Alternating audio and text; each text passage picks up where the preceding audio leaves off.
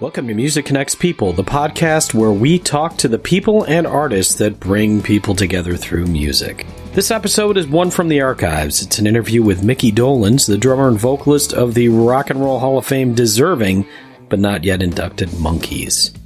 The interview is from November of 2014, so some of the material will be dated, but Micky's take on his relationship with his fans fits right in with the theme of this podcast. I'll share some anecdotes after we listen to the interview. And as always, if you like this podcast, please consider subscribing or writing a positive review on iTunes. As always, your feedback and or suggestions are always welcome. Please enjoy an interview with Micky Dolenz.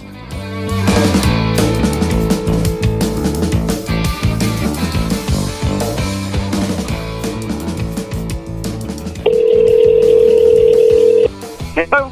Yeah, hi. Is this Micky? It is. Hi, how are you doing today? This is Tom Jennings. Yeah, great to talk to you.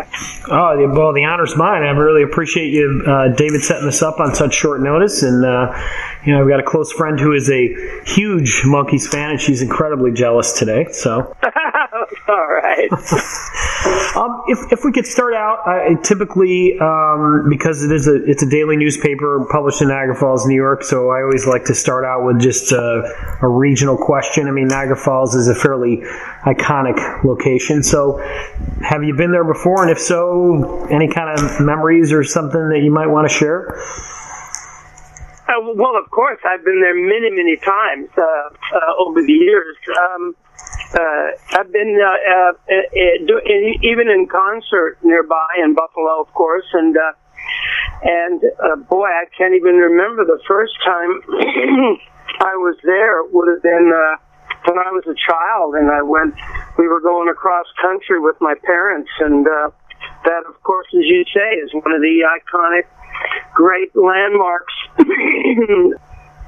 on this continent. And so I've been there a whole bunch of times.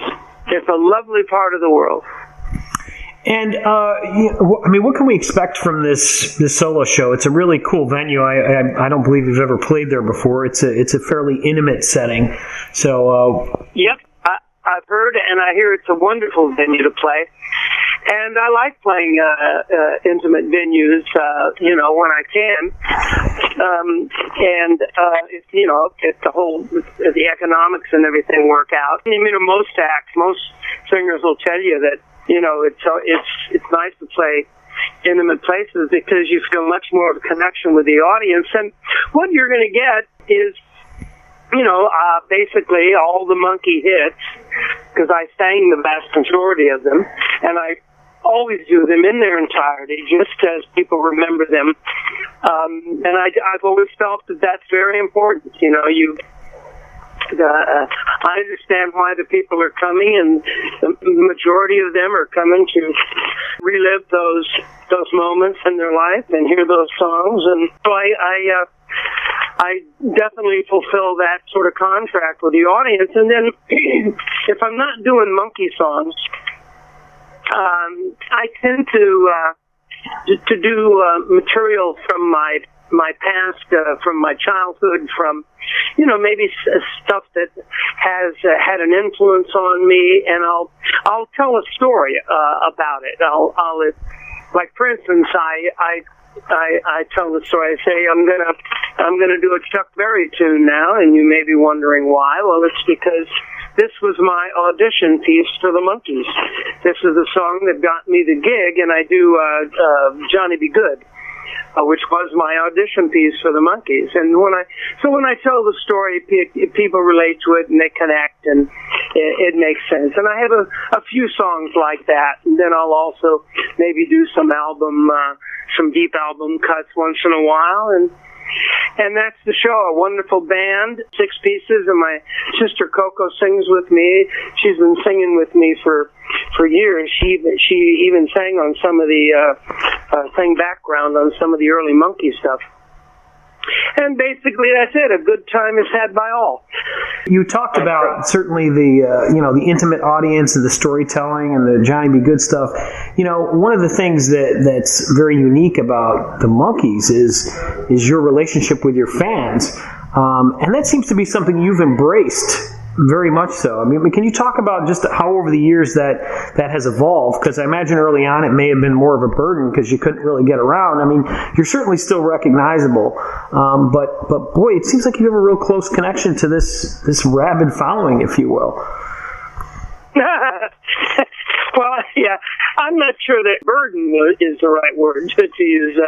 It logistically, as you mentioned, it can be difficult when you're on tour and you're trying to get from one place to the other, or you're trying to do your work. But that would apply to any actor, or anybody in that kind of a situation. Especially if there's a whole lot of people, it can get sometimes even dangerous. We've seen all kinds of stuff happen over the years. But I can only speak for myself. I can't speak for any of the other guys. But as far as I'm concerned, I mean, if it wasn't for the fans, you wouldn't have an audience. Anybody wouldn't even have an audience. So you have to acknowledge that. And I think the fact that over the years we've always given them what they want, even if we had new material, even if we wanted to do something different, or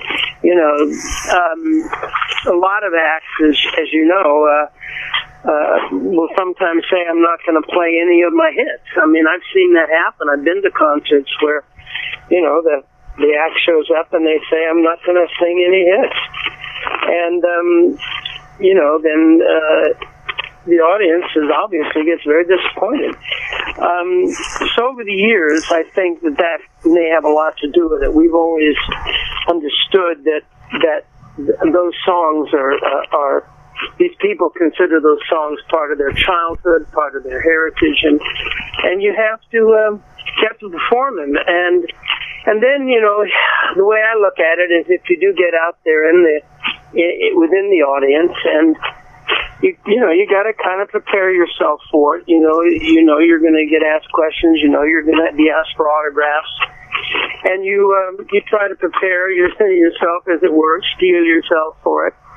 And it's part of the job in a way, Yeah, I mean, it's interesting you use the term "the contract" with the fans, and I mean, as a person that covers the music scene and has for a few years, if not more, I mean, I guess I really get that, but I've never really heard it posed in terms of a contract, but I don't know. Well, it's like this invisible. It's like an unspoken. Right. The way I look at it, it's an unspoken sort of invisible contract that you have with the fans, and a fan, and when you do a show, and then when you're not on stage and you're, say, at a meet and greet or somewhere, the way I look at it is, as long as the people, the fans or whoever, are polite and don't get aggressive or anything, then that's fine. It can get it's when you're trying to kick back and sit with your wife and have dinner, and somebody comes over in the middle of your mouthful of shrimp cocktail and throws a bit of paper in front of you and says, "Hey, Monkee, sign this." That can get slightly annoying. Yeah, well, I can imagine. I mean, and again, that contract goes both ways. I mean, the fans certainly need to show respect for the artist, and just like you said, you're showing respect for the fans. So that's an interesting good point. Goes both ways. And if we could shift gears just a little bit, there's a kind of a quirky question. I was poking through your Wikipedia entry, and we know Wikipedia is not the most reliable source of information, but there was something. You think? It jumped out at me that you had auditioned for the part of the Riddler in the Batman movies, and it was funny. I was envisioning you in that role. And I thought it would have been pretty cool. Is there a backstory on that? No, that's not true. Well, that's not true. No, I did not. There was a little bit of, I think, sort of a fan movement. I think some fans got together and made some calls and sent letters and lobbied for it. But nothing ever came of it. No, I did not audition for the Riddler. So then I would have loved. I would have liked to, but I never did. I auditioned for the Fonz. I don't know, maybe if that's what you're thinking of. I was up for the part of the Fonz in Happy Days, along with Henry Winkler, and he tells the story of being in the going into the audition and seeing me there and thinking, "Oh Christ, Micky Dolenz is there. I'll never get it." But he was wonderful. He was the Fonz. I was thrilled that he got it. Well, you know, what's interesting is that Henry Winkler grew up in Niagara Falls, New York.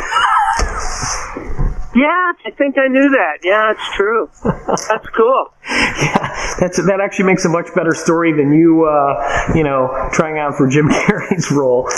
And that actually kind of leads nicely to my next question. What are some of the other myths that surrounded the Monkees? Because you are, just the story of the band itself is so ripe for misconceptions and myths about your history. What's the one that gets told most often? Oh boy, good question. Well, I probably the one that Charlie Manson auditioned for the Monkees. I think that didn't happen, and that tends to go around. Or that it started out as a band, because it didn't. It started out as 4 individual entertainers, singer, musician, actor, and that were cast into this musical television show. That's actually how it happened. And to this day, I have people that will say, so when you guys must have been excited when you got the TV show. And, I was in a band before the Monkees called Mickey and the One-Nighters, and so I'd been in the business, of course, many years. I had a TV series when I was a kid called Circus Boy on NBC. I mean, of the 4, if I remember correctly, you were the one that had the most kind of on-screen / acting background. Yeah. I did. David had been on Broadway and done a couple of little... I think he'd done some television work, but I had a series when I was a kid, yeah. And just to kind of wrap up, we're at about the 15-minute mark. My friend that I told you is a big Monkees fan, and I said to her, can you throw me a question that would be something that would be kind of cool? And she mentioned to me, as did David, your publicist, that you're involved in furniture making, and not only involved, but I guess this stuff is pretty incredible. So maybe you can give me some background on that. Yeah, you can go on the website. You can go on the website and see it. Dolenz and Daughters Fine Furniture. In fact, as soon as I get off this call, I go out into the shop with my daughter and we start making sawdust. We have a whole bunch of orders that came in for Christmas. It's been a wonderful experience. She's very handy. I've always had a workshop and worked with tools and everything all my life. And we were building something for a friend of hers last year, and in my shop, and like I say, she's very, very handy with design and with tools, and we were building a coffee table or something, and I joked and said we should start a furniture company, Dolenz and Daughters Fine Furniture, and here we are. We got quite a following, and we have tons of orders we have to fill. It's great fun. And really great fun. It must be amazing to work with your kid. I mean that, that's just got to be very cool. Yeah. It is very cool, yeah. All right. Well, thank you so much. I'm really looking forward to having you come out to Niagara Falls, and I promise you unequivocally that you will fall in love with this venue. It may be one of them. It is absolutely my favorite to cover, and it's just built for a great show. So excellent. Looking forward to it. Okay. You're going to be able to come by and see the show, right? Oh yes, absolutely. Would not miss it. Yep, we're going to be bringing my wife. So cool. Okay, well, very, very good. You have a safe trip out here, there. And have fun making some furniture this afternoon. Okay. We'll see you there. Have a good one. Bye-bye. Bye. I hope you enjoyed this interview. A little tidbit. For some reason, I was convinced that I had read somewhere that Henry Winkler grew up in Niagara Falls, New York. That's not the case. And I still have no clue why that fake fact popped into my head. Of course, Mickey cleared up a few other rumors in this episode, so I guess it all worked out. Just want to give special thanks to my friend and Monkee fan, Peggy Behringer. She's the one I referenced twice. I also have a second interview that I conducted with Mickey that I will likely use for my other podcast someday, so keep an eye out for that. Thanks again for listening, and until next time, here's hoping you enjoy good times with good friends and great music.